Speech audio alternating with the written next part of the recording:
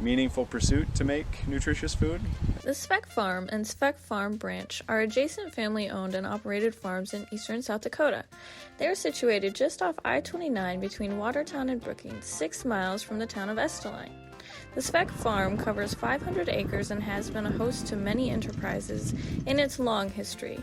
The farm currently produces a variety of row crops, including non-GMO soybeans, cereal grains, as well as grass-fed cattle.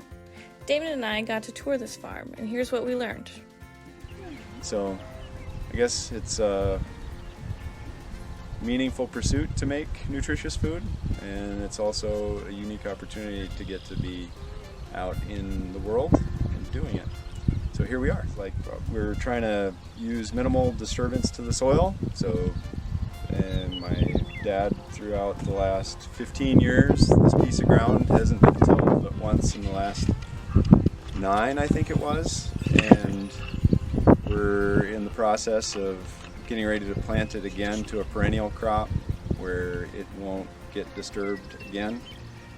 Can mean a little bit more challenging field conditions as far as bumps and hummocks from the wildlife digging in the dirt, but in the end it's keeping to our principle of promoting healthy food through soil health.